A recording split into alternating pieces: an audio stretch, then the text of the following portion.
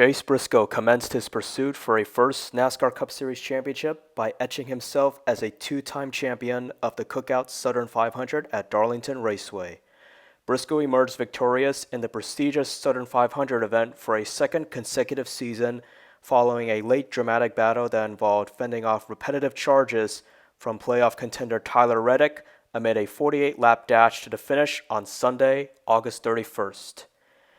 Greetings, race fans and motorsports enthusiasts around the world. My name is Andrew Kim, and this is Retro Motor Vibes, where I highlight anniversary stories and break down motorsports events near and far.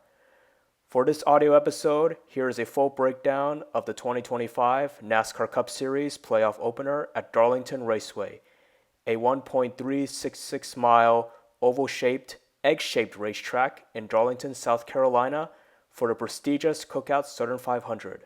Without further ado, let's break the event down. The event's starting lineup was determined through an on-track qualifying session that occurred on Saturday, August 30th. During the session, each of the 38 starters entered for the event cycled around Darlington for a single time to post the fastest lap amongst each other. At the conclusion of Saturday's qualifying session, Denny Hamlin, a playoff competitor and a three-time Southern 500 champion, started on pole position with a pole-winning lap at 171.381 miles per hour in 28.694 seconds.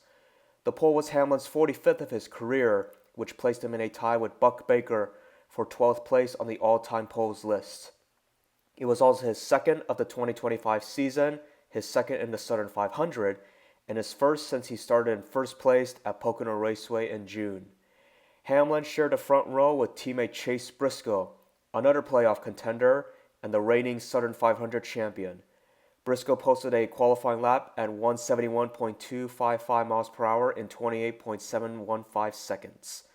Despite securing a front row starting spot for the ninth time in 2025 and his first at Darlington, Briscoe fell 0.021 seconds shy of becoming the first ever competitor to achieve pole positions in all four crown jewel prestigious events in NASCAR in a single season, which included the Daytona 500, the Coca-Cola 600, and the Brickyard 400. Prior to the event, the only competitors who started at the rear of the field were Todd Gilliland and Cody Ware, both of whom were due to unapproved adjustments that were made to their respective entries. The first stage period spanned the event's first 115 laps and featured 10 lead changes for 6 different leaders. In addition, there was only a single occurrence of a caution that spanned for 5 laps.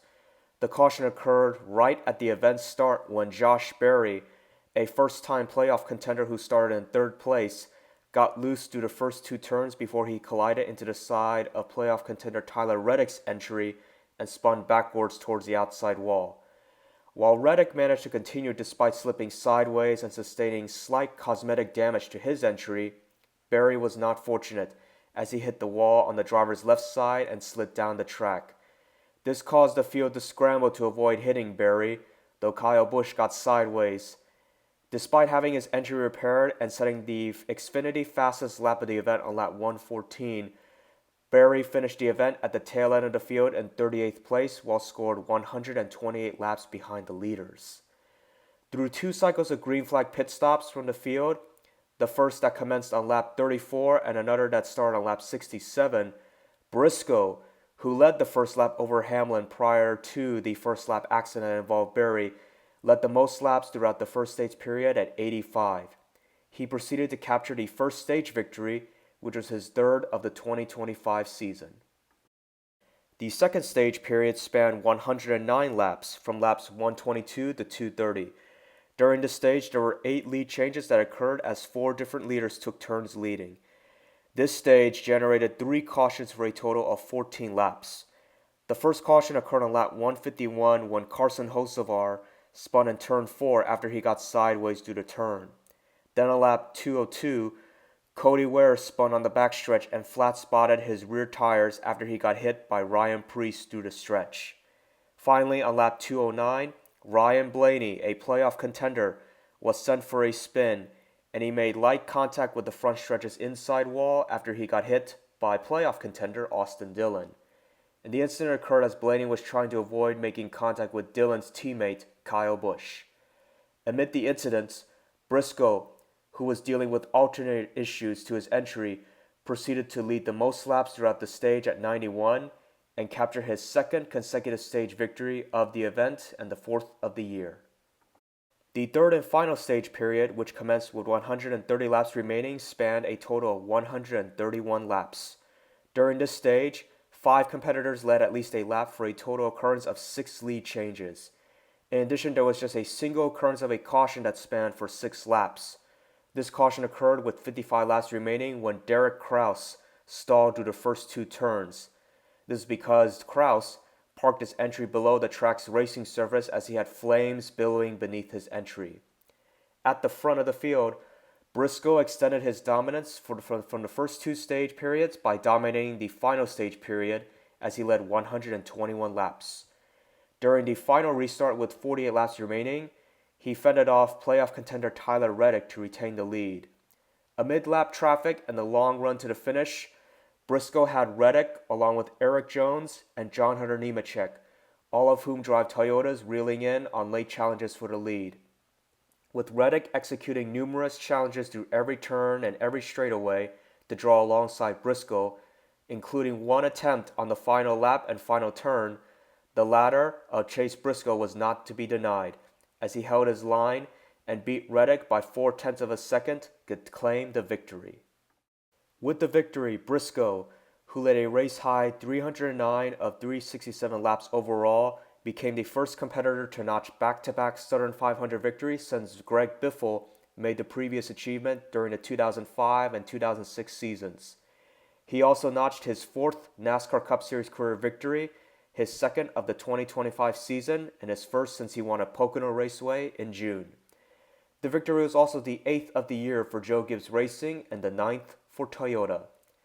And as a result of winning the first playoff event of the 2025 season, Briscoe earned an automatic transfer to the playoff's second round, the round of 12, as he continues his pursuit for a first Cup Series championship.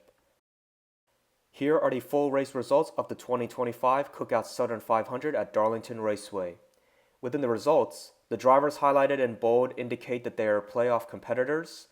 In addition, the competitors highlighted with 1 asterisk indicate that they recorded stage points in at least one of the event's first 2 stages, while 2 asterisks indicate they recorded points in both stages. Notably, Eric Jones, who finished within half a second behind race winner Chase Briscoe, was the highest finishing non-playoff contender in 3rd place, while his teammate John Hunter Nemechek and AJ Allmendinger, both of whom are also not in the playoffs, rounded out the top 5 on the track. Bubba Wallace and Denny Hamlin, the latter of whom rallied from enduring a slow pit service during the 2nd stage period, were the only 2 playoff contenders, in addition to Briscoe and Reddick, to finish in the top 10 on the track. Following his late spin during the 2nd stage period, Ryan Blaney salvaged an 18th place result in between Chase Elliott and Kyle Larson, while Austin Dillon, who scraped the wall in the closing laps, drifted back to 23rd place as playoff contenders Joey Logano and William Byron finished 3 and 2 spots respectively ahead of Dillon. Christopher Bell, who made numerous pit stops for repairs to his right front area after he collided into Hocevar during a pit stop under caution within the 2nd stage period, ended up in 29th place. Alex Bowman, who suffered a 40-second pit service under green flag conditions on lap 67 and was struggling to fight his way back on the lead lap, capped off his long event in 31st place. The long pit stop was due to both a broken air gun and Bowman's team not having backup air guns ready to be used for a quick pit service.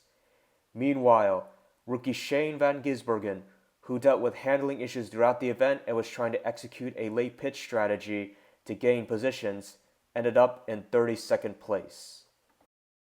Next, here is the 2025 Cup Series Playoff field and how the 16 playoff competitors are ranked following the first postseason event. As previously mentioned, Chase Briscoe is the only competitor to advance to the next round with his Southern 500 victory.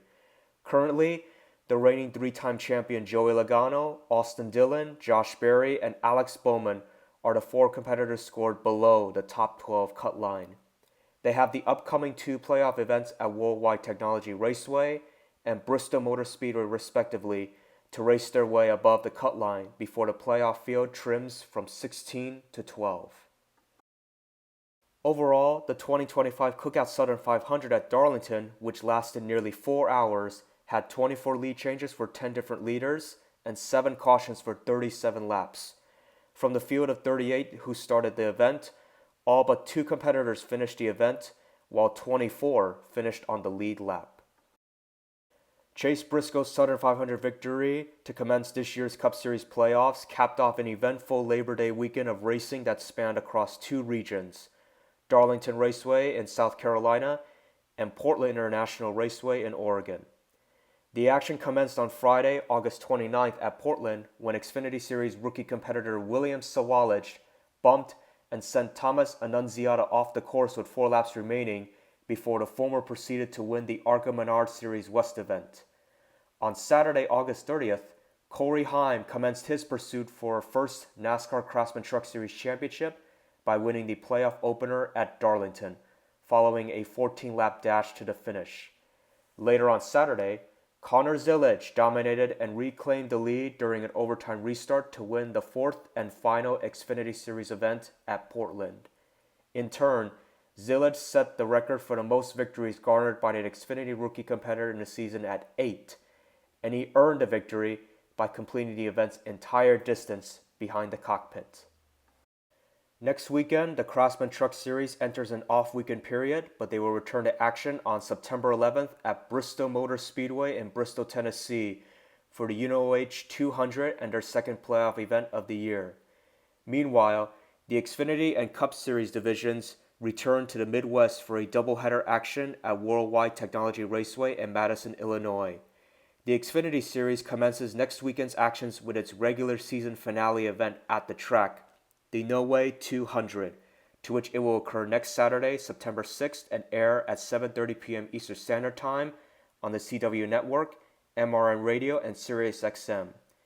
The Cup Series will cap off the weekend with the 4th annual running of the Enjoy Illinois 300 and the second round of 16 event, which will occur next Sunday, September 7th at 3 p.m. Eastern Standard Time on USA Network, MRN, SiriusXM, and HBO Max.